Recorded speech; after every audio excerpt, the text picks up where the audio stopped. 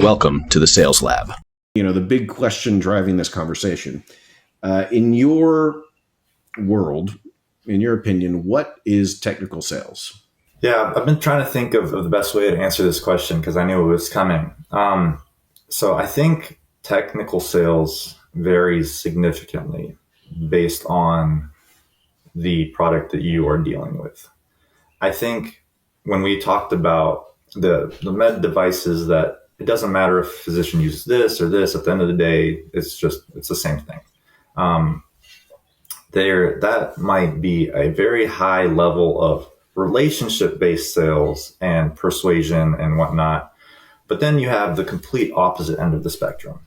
And that is the most complex electrophysiology cases where it does matter the product he's using. And it does matter the level of expertise in the field that the clinical has. So I think when you are dealing with a very complex product in a very complex field, your expertise means everything, right? If I put a clinical that might not necessarily know what he's doing in that procedure, it doesn't matter if you have the best mapping system in the world. The procedure is probably not going to go well. You're not going to get the outcomes you want. The physician's going to become extremely frustrated, and half the equipment's probably not going to work. So I think above all in what I do, having somebody that's an expert that can be calm under pressure, that knows what they are looking at from an electrophysiology standpoint, because just like the physician has to understand electrophysiology and what's happening in the patient's heart, so do we. We have to know exactly what he's thinking without him even saying it. So we need to be almost at his level when we're having these conversations. So I think that is the biggest factor in whether a physician is going to use us or not. It's how much does he have confidence in our ability to do this? Okay. So I'm hearing just a very high bar of knowledge and expertise. Yes, sir. Okay. That makes sense. And, some of the other folks we talk to, they might be a specialist in widget X, but not widget Y. And, they'll have to do some team selling if somebody is running into a need for widget Y. And I'm imagining that in the operating room, you don't really have a phone a friend option too easily at hand. I mean, you really have to know you're the guy. That's right. That's right. Okay.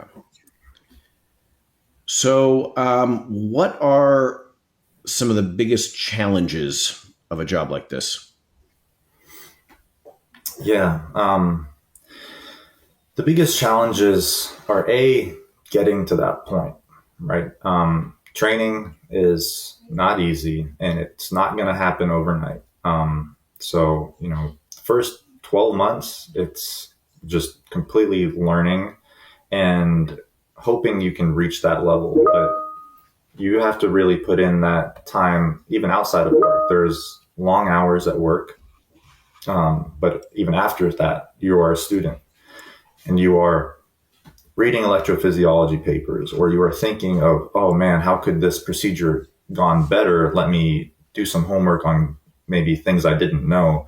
So the training is extremely difficult. And then the level of stress can be pretty significant because you matter in that procedure and your equipment matters in that procedure. So if you are not at that level on a certain day, maybe that procedure might not end in success. Put a good mapper in a chair and that procedure might be successful.